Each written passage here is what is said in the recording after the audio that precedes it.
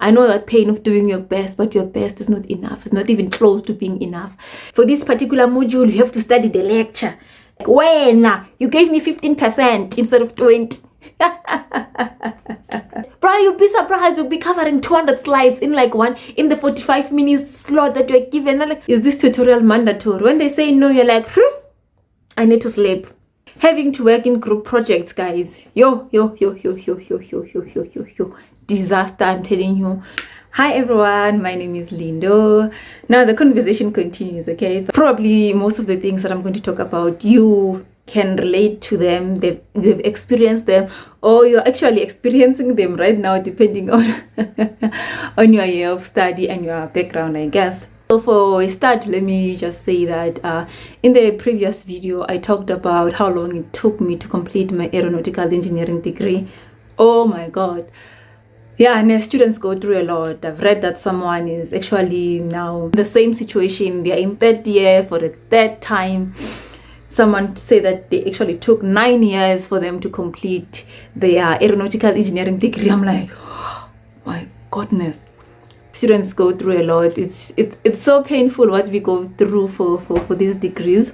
I just really hope that at the end you don't give up on your degree.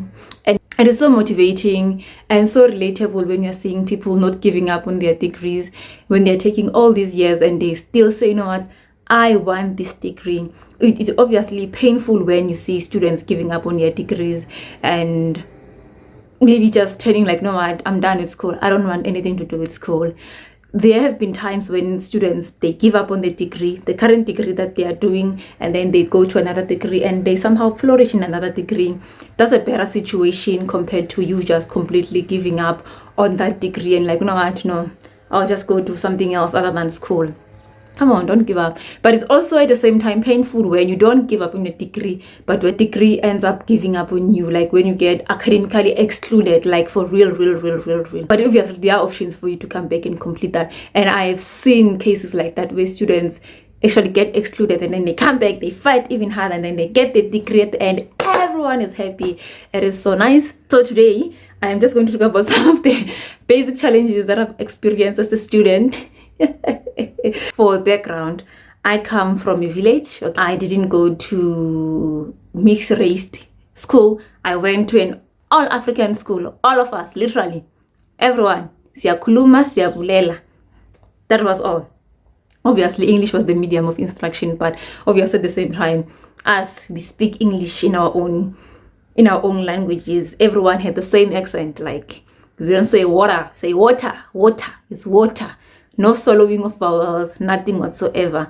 And then you come to university, they give you a lecture with a very strong accent. You can't hear nothing. I remember I had that problem in my first year. Oh my god, we had this lecture. I think it was for applied mechanics or something like that. Oh my god, he had such a strong accent. I couldn't hear anything. I remember I sent him an email that I can't hear you. I'm not someone to send emails, but hey, it really pushed me. Obviously, to me, he was speaking fast and I couldn't hear a word that he was speaking about. It reminds me of this other video clip where students, they like posting it, where they're saying, it's a statistics video where they're saying that a probability, I don't know, of something, one unmakerable tomato, something like that. Every time I see that video, it reminds me of that lecture. And then he told me that I should sit in front, and if he's too fast, then I should let him know that he's being too fast. But at the end, somehow get used to them. But that is quite a challenge. Imagine if you don't really get used to that. Yo. And you know, as you say, X, Y, Z. I remember when we had tutorials, then we had this tutor who kept saying Z, in the Z direction. In the Z direction. What is Z? That might seem like an obvious thing that this person is saying in the Z axis, but they're saying Z it didn't really immediately click to me. Another thing is that, like I said, I come from a village, so I come from not fortunate background, so I never had a computer. I did have a phone. That is how I managed to apply for universities. I never had a laptop. I never owned a laptop. I never pressed the laptop. Okay, my teachers had laptops, but then you just sit there and just envy them, like, I wish I can have a laptop too. That seems like a pretty cool thing to have, right? You're like, you guys are on your own league with your fancy computers. That's nothing. Anyway, I've seen right now that during orientation, there are some times whereby they take students and then they teach them these Microsoft things, Word, how to use just the basics of using a computer. During my time when I attended orientation, there was nothing like that. All we did during orientation was sing the whole night, sing with the house comms for the whole night. There was no skill whatsoever that was being taught to us. Nothing. Well, other than the skill of survive. Things get hard, but we have to survive.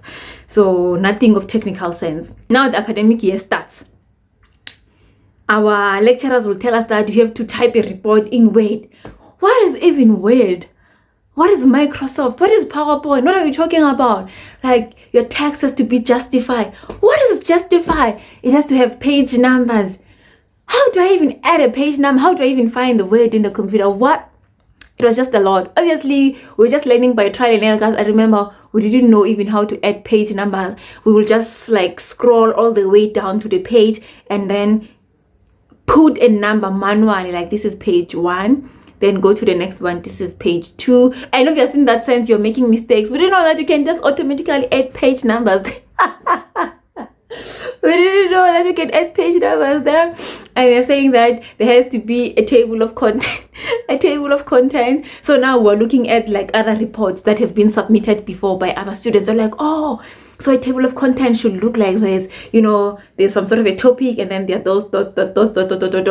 Bruh, we will type introduction, then add that. Okay, let's go check. Wait, it's on page what? Okay, it's on page 3. Then you write page 3. If ever it happens that you add some more content or you remove some content, now the page numbers have changed. Obviously, when you automatically add a table of content, things just automatically, you know, change page numbers, the topics like that. But for us, we had to manually change everything. We didn't know. And you know, this thing of maybe watch YouTube video to see how it's done. It has never really clicked on us because we're not used to YouTube. We didn't know I didn't even know what YouTube is.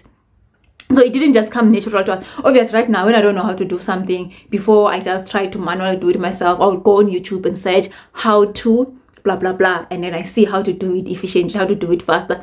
But it took us, guys, that first year was crazy. We didn't know Microsoft. We didn't know PowerPoint, how to edit things. You know, like the report that you're submitting, it has to be saved as PDF. It has to have the extension PDF at the end, right? And till now we thought that literally you have to add PDF. We didn't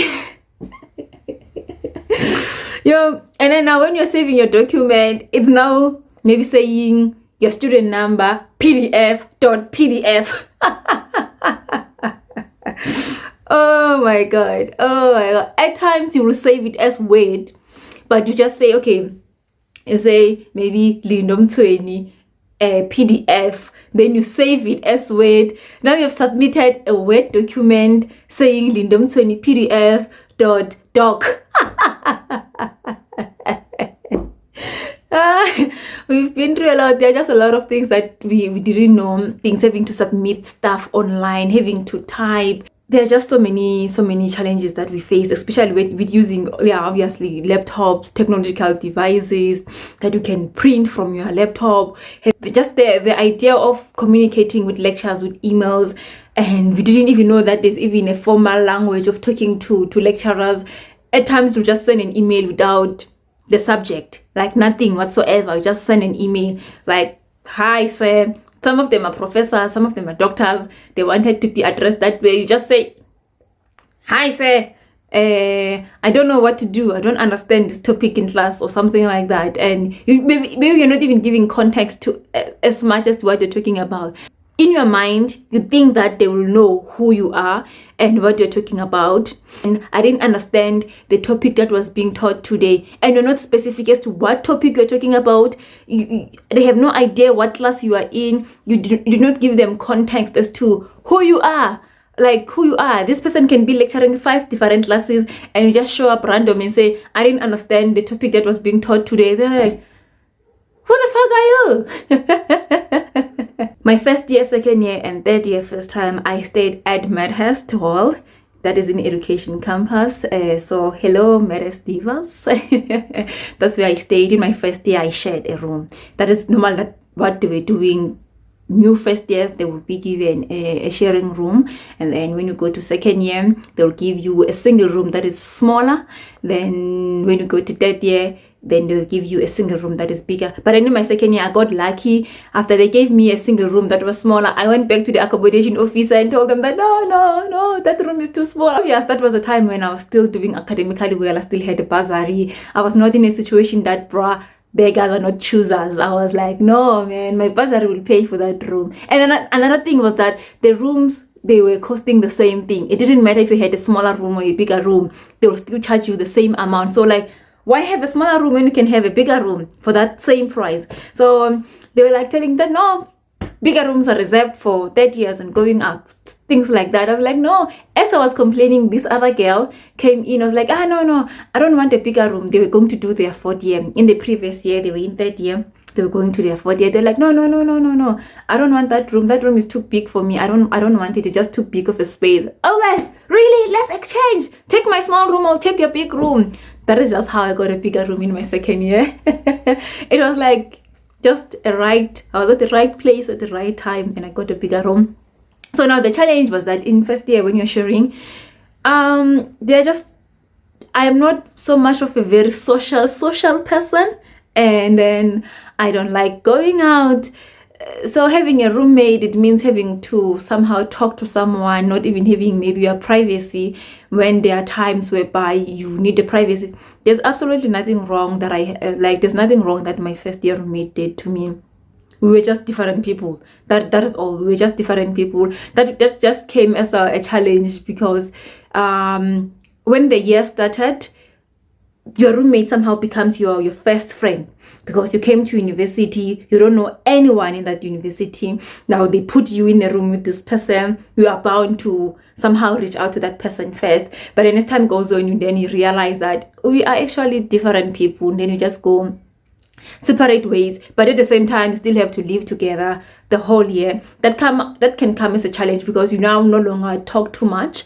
Now there can be some awkward times that, oh my god, some awkward silences that I hope they're not mad at me. Well, I hope I didn't do anything to them. You didn't do anything to them. You just different people. You just have different goals. You just have, different tastes, different characters as to maybe what you want and what you would like to do. Anyway, that was another thing that I faced. And then dining hall food, I was in a catered dress first year, second year, third year, first time I was in a catered dress. So it means that having to eat dining hall food comes with a lot of challenges. At first, obviously, when you're first year, the first few days are like, oh my god, they're cooking for me, I'm gonna, you just eat, just give you food. But then as time goes on, hey, you get used to the food, man. It's because it's kind of the same food, even though on Monday, Tuesday, Wednesday, they are different options, but they were not using spices, they were not using chili, it was so blunt, guys. It was so blunt. Like, we're just tired of the food. Like, the rice tastes like the chicken tastes like the rice. It's beetroot salad, but then it tastes nothing like beetroot anymore because you're just so used to this thing. We're just so, we call it ukudla komnyanya, yabona ukuthi ukudla komnyanya kuyatitshelana, meaning that if you are preparing food, if you were to eat food that has been prepared in like big bowls, you just kind of get tired of it. There are just some times when you just want to have your own meal cooked in small portions, in your own flavor, adding the amount of oil that you want, adding the amount of spices that you want. But then so it made it quite difficult. That was quite a challenge. And also at the same time, you have to eat at a certain time. Most of the time you're a student, you're in a rush. We mostly took packs. Packs is like when you're just taking some snacks. Nothing so stable. If dinner was ending at, I think it was ending at like just before 7. Then after that, it means you don't have anything else to eat, because our rooms are rooms for catered students. There are no things for you to, there are no appliances for you to cook. Well, if you brought your own maybe fridge, you could store some of the food in your fridge. I remember in my third year, first time I had to get a fridge. I really had to get a fridge, just so for me. Sometimes if I couldn't finish the food, then I can put it in the fridge. We had a microwave in the kitchenette. I'll just take some of the food and warm it. But then the 2 years when I didn't have a fridge, it means that if I ate today at 7, if I'm hungry in the middle of the night, there's nothing for me to do. And education campus is such, it's in Parktown. There are no other stores around. You can't say, okay, let me just go to a store at 9. It's in a very quiet area, unless you use Mr. D, Uber Eats, whatever. That is also very expensive there. So yeah, that was that. When you're in university, obviously there's just some, what is that? What do they call it? That syndrome whereby you feel like you are not enough, okay? You get there are people who came to university, they're having like 100% on their statements. Some of them, they're coming from very rich families. Others, they've got cars, they've got these expensive clothes. They are talking about celebrities, they're talking about TV shows that they've watched, and I'm just there like, I don't watch TV, I don't know celebrities, I don't know this fancy music you guys are talking about, I don't go out on weekends, I don't own all these expensive brands that you're talking about. I don't know. What is Louis Vuitton? What the hell is that? What is Louis Vuitton? What is Gucci? I've never heard of that. I don't know that. I've never seen anyone wearing that. I don't know what is that. So at times it was quite a challenge for me to make friends, because at the start, like most of the people that I met, they were kind of having that sense, or they were like that. I'm not sure if they were pretending just to fit in, but for me, I couldn't pretend. I couldn't pretend as if I was this cool student. Like I knew that, bruh, I'm coming from a very different background. I don't know these expensive things. I don't know this thing of having to go out on dates on weekends. I don't know what that is. I can't relate to that. And I was not really willing to be in a group whereby I will now have to be always listening to conversations of people and then not contribute anything.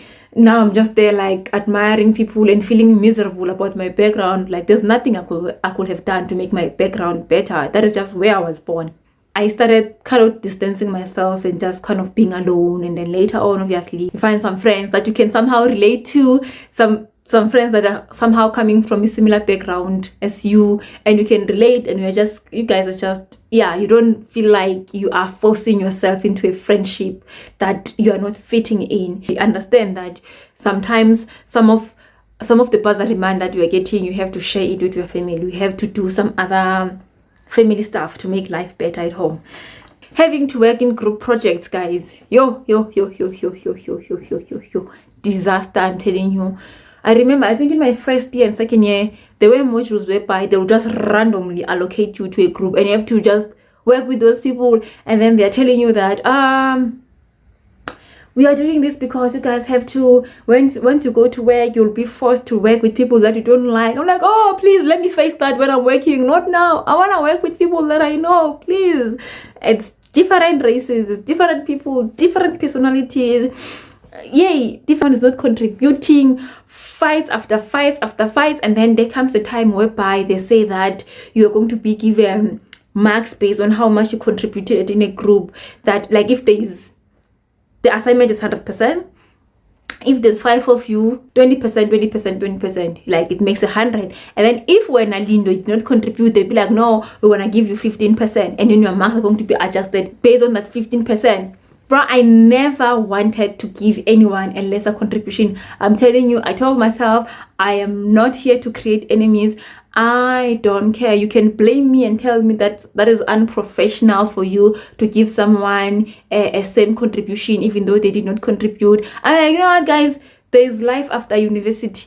There is life after university. I'm not about to create enemies. Someone is going to spend the rest of their lives explaining how mean I gave them a less contribution. I don't even know what they are going through. I don't know. In the next assignment, I might be in a group and I might be going through some own depression, my own stuff, and I'm unable to contribute fairly. And then now I will have to settle for a lesser mark. I'm like, you know what?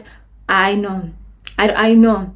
And luckily, I've never been in a group whereby someone was given a lesser contribution. Obviously, there are times when I did not contribute much or someone didn't contribute much, but we just like, it just went without saying. Everyone gets, whoever submitted will just put, if there's 4 of us, 25, 25, 25. If there's 5 of us, 20, 20, 20, 20, 20, 20, 20. So I feel lucky. I have friends who have been in such a situation whereby they fought with their other group mates because they were like, no, we can't get 20% like us if you have not contributed. Yeah, blah, blah, blah, blah, blah, blah, blah.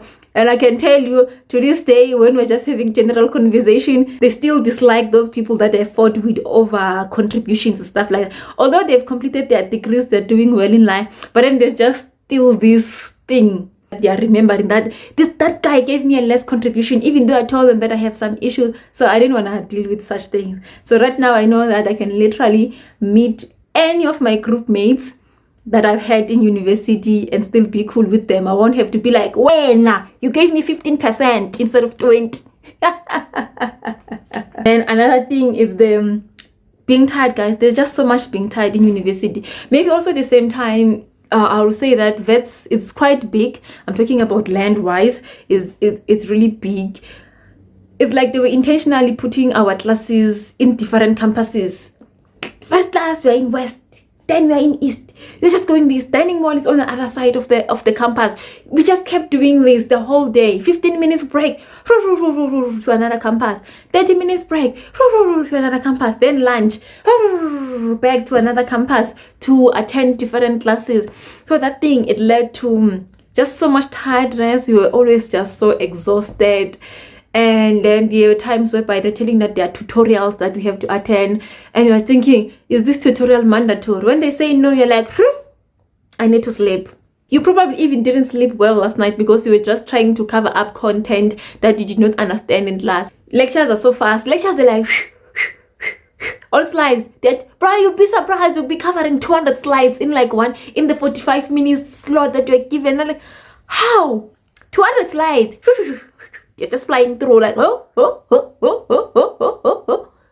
that is what happens. Like, are you really gonna understand? There are classes whereby I actually even completely stopped attending. That, you know what, I'll teach myself. There's no point, because I go to class, I don't hear anything that the lecturer is saying. Then I am more scared, I am more confused, I come back more confused. And then me now, when they upload the lecture slides, I'll teach myself. Obviously, sometimes it worked, sometimes it didn't work at all, sometimes it just became worse. And there are those ones where even when I try attending classes and try to be this loyal, good student, I'll still fail. Like, no, yeah, unfortunately, you cannot have one system or one strategy of studying in university. For this particular course, you have to study like this. By course, I mean module. For this particular module, you have to study the lecture. Yay! Kunengi. Yeah, this other one. Don't even look at the textbook, even though there's a prescribed textbook. Don't look at the textbook, only look at the lecture slides. Other ones, look at the textbooks, look at the examples, look at everything. Other ones, focus on the tutorials. Yeah? Focus on the tutorials. Other ones, focus on the past papers. You're having just way too many, so many variables. One body, one brain, so many variables. Somehow at the end you have to make do with all of that. Hey, it's quite complicated. So, but yeah, I was never someone who attends events. I even now, I don't party, I don't go out. I'm just lock me in my room, I'm fine. Like, so in university there's just so many parties, that dress parties, freshers party. I can tell you to this day, I never attended a freshers party. Even when I was a fresher, I did not attend a freshers party. I did not attend a single party at university. Zero, nada. I didn't. I'm not a party person, and I was not gonna go attend a party, and then when I get there, like, I don't even know what to do. And I'm not saying that when others went to attend parties, I was busy there studying. No, I was just relaxing. I'm like, bro, I'd rather sleep. So other people will just have a notion that, because I'm not attending parties, it means you're studying. No, I was not studying. I'm not studying. I'm just relaxing in my room. I'm quite the same like you guys, just that I'm doing it differently. Yes, you guys are wasting time, I'm also wasting time, so we're same, okay? Yeah.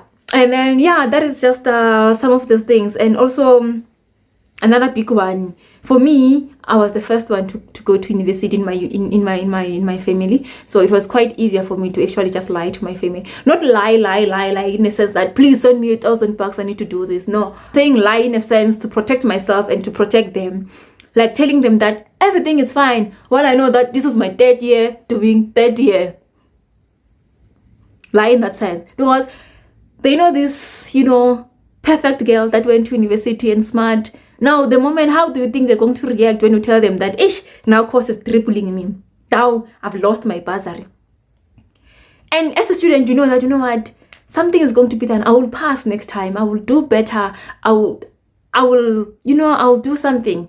They wouldn't understand. They wouldn't understand. They will just think that, you know what, when you used to be a good student, you used to pass, you used to get distinctions.